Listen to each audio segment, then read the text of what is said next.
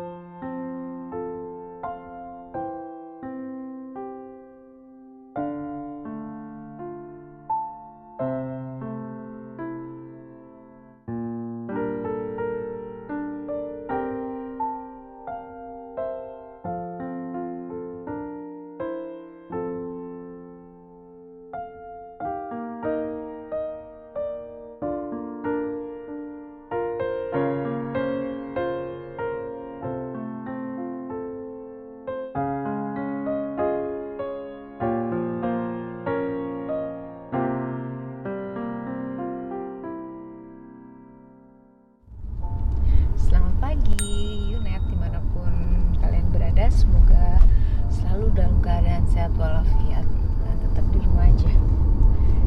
Saya selalu di rumah aja, tapi pagi ini saya mau menemui sosok yang sangat inspiratif.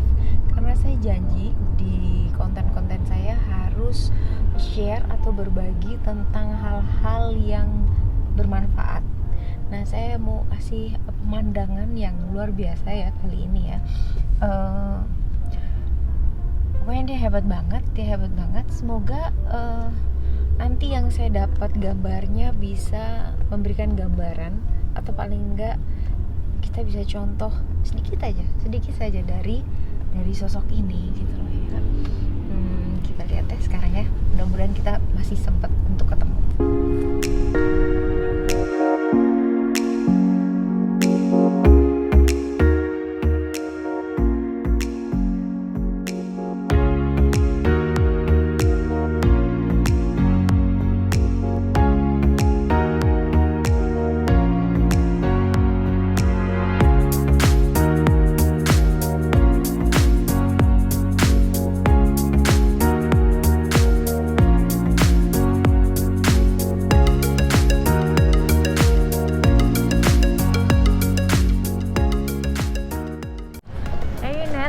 Sekarang saya ada di lokasi tol, ini di pinggiran tol ya. Ini kita lihat ada di balik jalan tol ini ada satu keluarga yang menurut saya keren banget. Dia itu mungkin kalau lihat di Instagram ada namanya Fitria Yusuf. Jadi dia itu cantik, keren, terus pinter, kaya, dermawan. Nah, jadi lengkap banget. Ya, lengkap banget gak itu ya? Cantik, pinter, kaya, dermawan. Dan dia mewarisin dari seorang ayahnya yang sangat inspiratif juga, yaitu Bapak Muhammad Yusuf Hamka. Kita lihat sosoknya. Aduh, jadi malu nih. Ini fotonya gila banget, keren-keren tuh. Tapi dia lagi tampilan aslinya ini seperti ini. Dia lagi bertugas gitu. Thank you banget loh Mbak Yuni. Ini udah kamu sedang datang. ngapain ya kayak gini nih? Kita sekarang? ini lagi ada sembako drive-thru. Oke. Kebetulan kan memang saya ini bekerja di jalan tol. Jadi Mm-mm. kita ngadain sedekah drive-thru di mana orang bisa bersedekah tanpa harus interaksi. Wali monggo silakan. Ini mau Iya, ini, mau Papa ini, Pak, aja. ini kebetulan papanya nih Pak. Ya, sama Pak Wali terus. Halo Pak, namaste ya kita jodoh begini. Ketemunya lagi begini. Iya. Iya. Monggo, yang nggak backlight di mana? Kita sama-sama.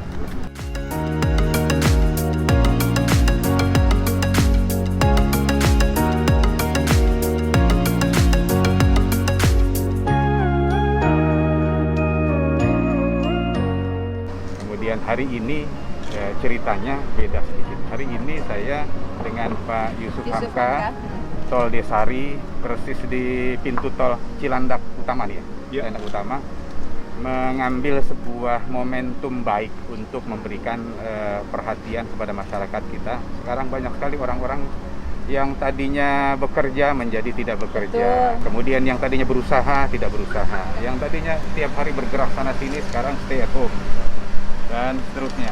Jadi hari ini saya mendapatkan momentum yang baik sekali, mudah-mudahan bisa men-trigger yang lain di Jakarta, Jakarta Selatan, bahkan di Indonesia, yaitu membuat sebuah drive-thru sedekah di pintu tol. Ada 3 tempat. Saya melihat ini sebuah ide yang baik sekali. Memang sudah dibicarakan kepada saya beberapa waktu yang lalu.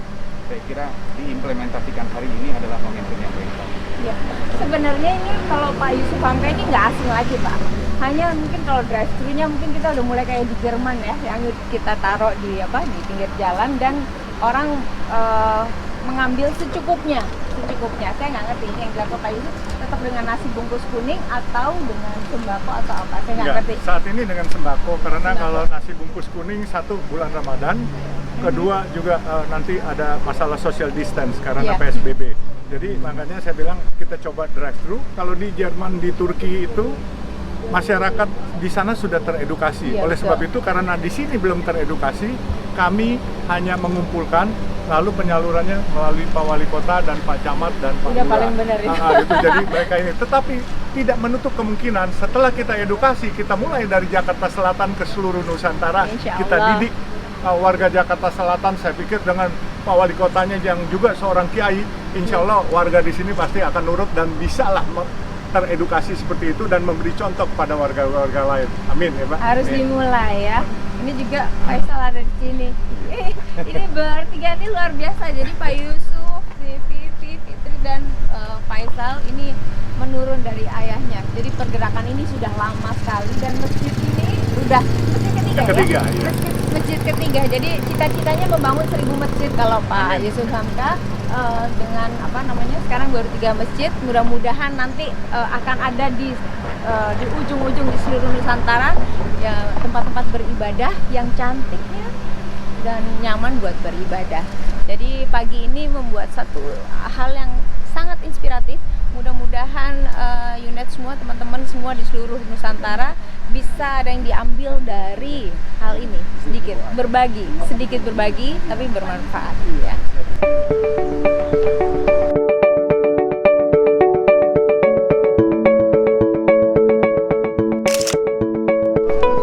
Kelihatan congolnya. Jalan-jalan. Kita gini,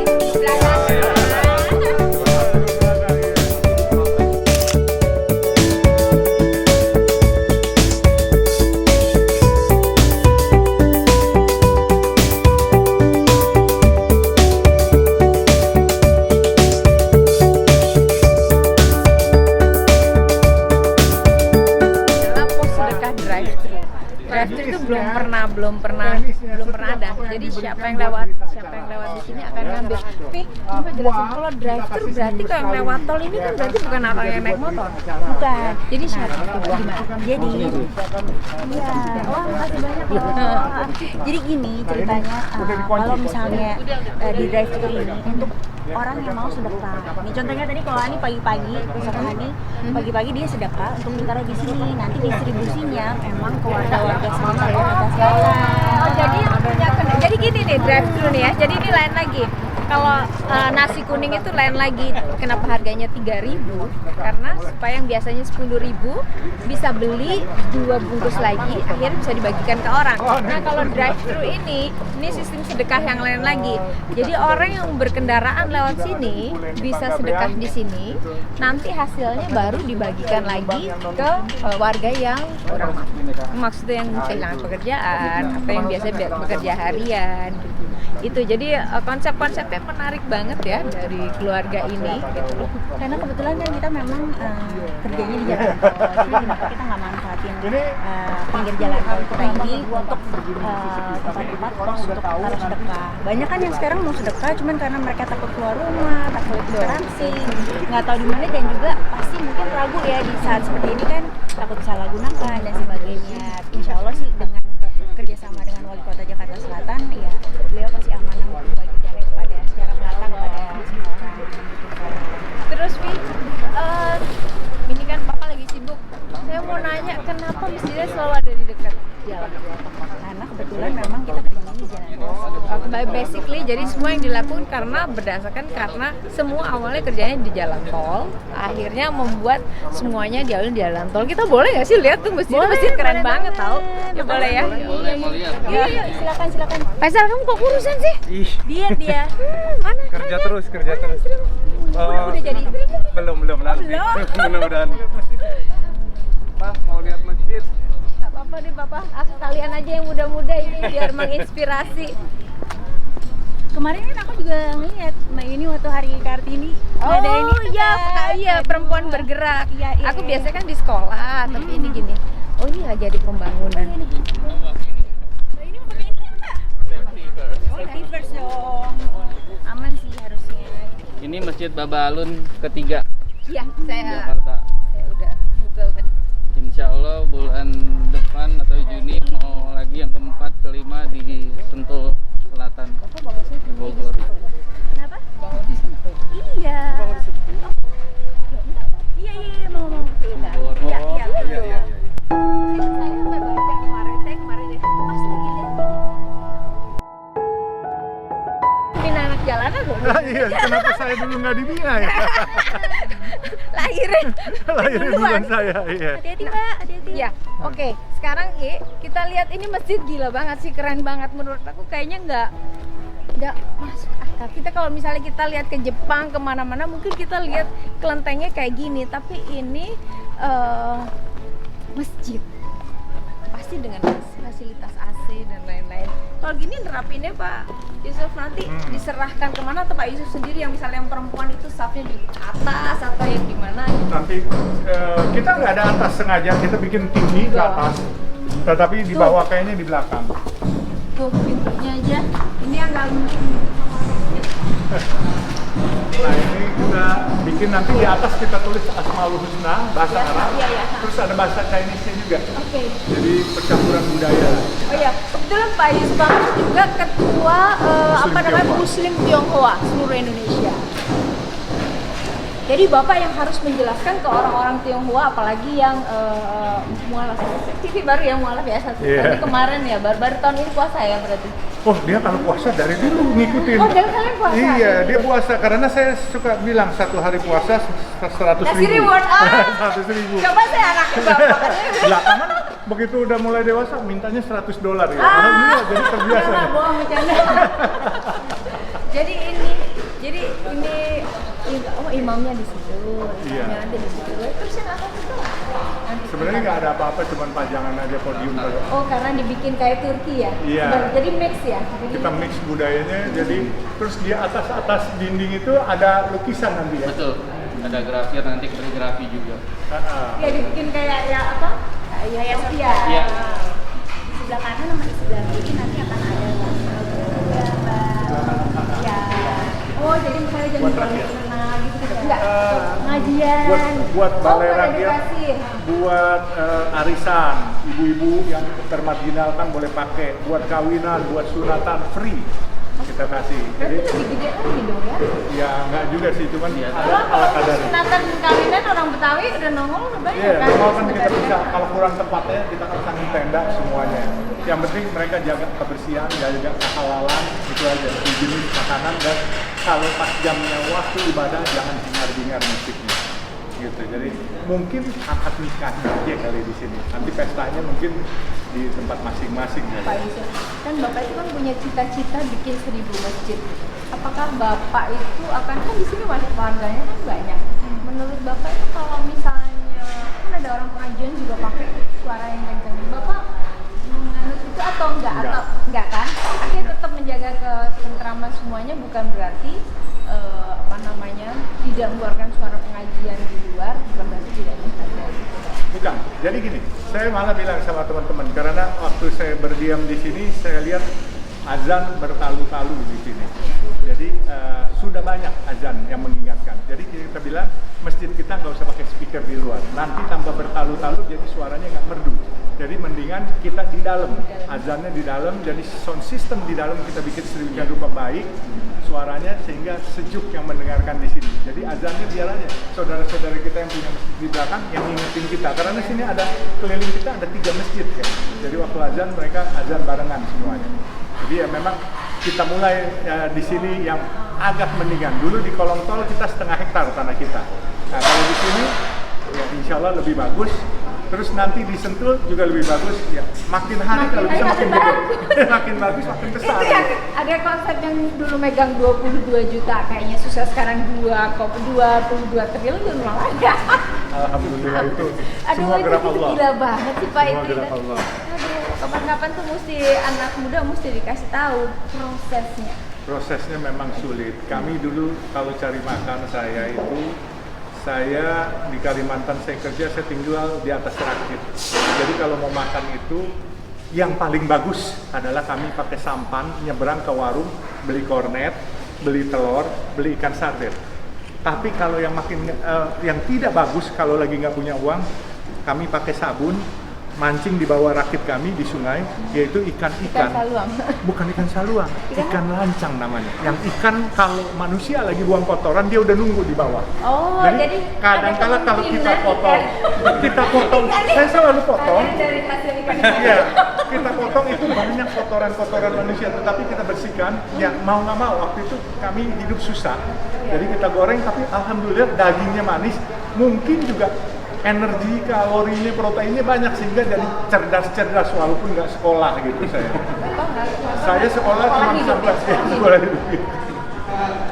Jadi banyak sekali yang kita dapetin bahwa semua hal di hidup ini adalah harus melalui proses. Kita tahu mie instan saja harus melalui proses, harus ngerebus air dulu dan lain-lain, apalagi masalah hidup. Jadi banyak hal yang bisa kita contoh. Nanti kalau misalnya pengen tahu sosok lebih lengkap lagi Bapak Muhammad Yusuf Hamka, bisa lihat, bisa di browsing, bisa di googling di situ, tanya di situ. Dimulai dari anak jalanan, dari mulai Bapak pedagang asongan, penjual es mambo, kalau nggak salah penjual es mambo, terus sesudah itu, tapi yang saya bingung itu loncatan Bapak sampai punya pabrik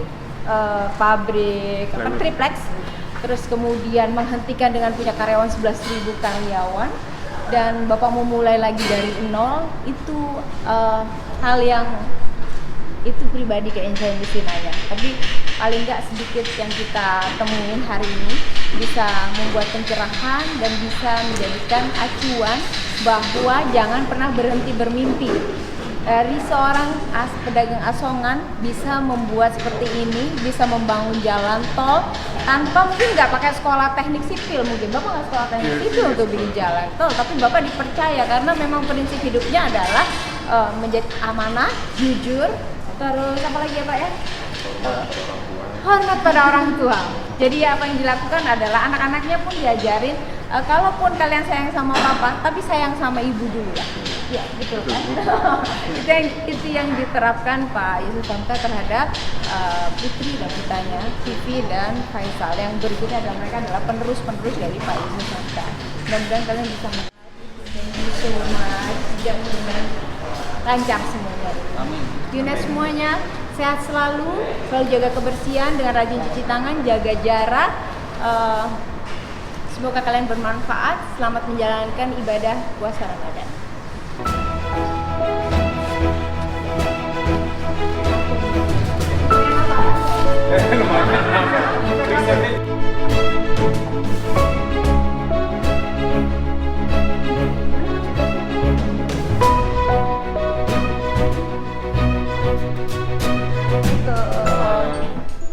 Ini ruangan Sentral komunikasi.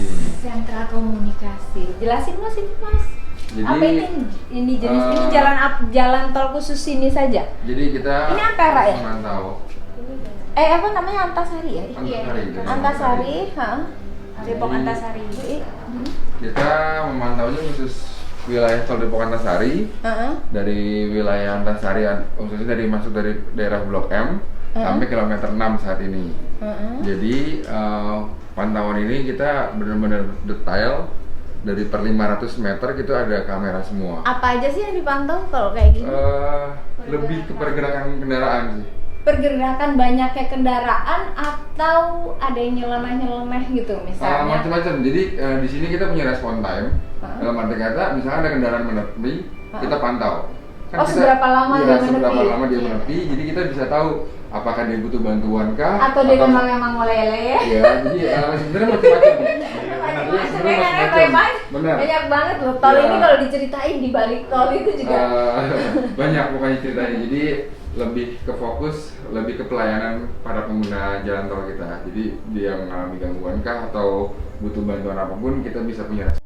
Ini di pintu keluar Andaranya. Jadi kita karena kan kameranya dua arah.